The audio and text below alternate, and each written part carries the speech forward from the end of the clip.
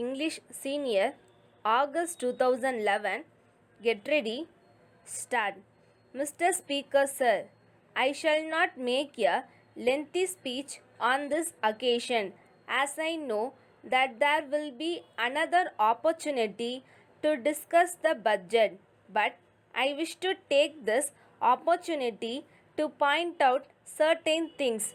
Some honorable ministers of this government may perhaps find place in the new ministry also. So, they may be able to consider the removal of some of the deficiencies noticed in this budget if the way in which the supplementary demands were presented to us may be any indication to us.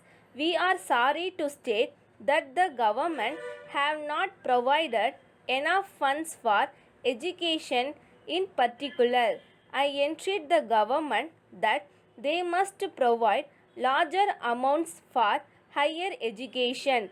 In their enthusiasm for primary education, it is necessary that they should not forget their responsibility with regard to higher education.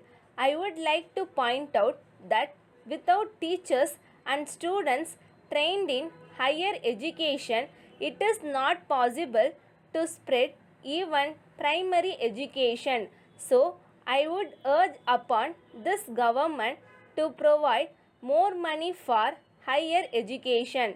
I hope the government will also make up their minds to change the rules regarding grant in aid to schools and colleges. At present, the rule says that only rupees 75,000 will be given for any particular scheme in an arts or science college. It should be scrapped if a particular college deserves rupees 7 lakhs and if a particular university deserves rupees 7 lakhs, then the government should not hesitate to give the amount to the college and university respectively. If, on the other hand, they do not deserve anything, let them not give even anything, whether it is an arts college or a science college. They must examine the necessity for buildings, laboratories, etc. And if they come to the conclusion that there is need for such things, they must give the whole amount or at least half of the cost of these things to these institutions. The system of giving only rupees 75,000 should be given up. I am told that the same rule applies to schools also. It must be changed if the government are convinced that there is need for a school to have a particular amount for buildings and other things. They must give the whole or at least a substantial portion of that amount. I would like the government to change their policy with regard to educational institutions. So far as university education is concerned, I feel that the standards must be raised. In the last few years, there has been deterioration in standards both in the high schools and in the colleges. Science has advanced in other countries. It is not possible for our boys to learn this subject if their basic education in the high school stage is of a poor standard. It has been suggested that the students are far less responsible nowadays and that they do less work. But I would blame the teachers as well as the student.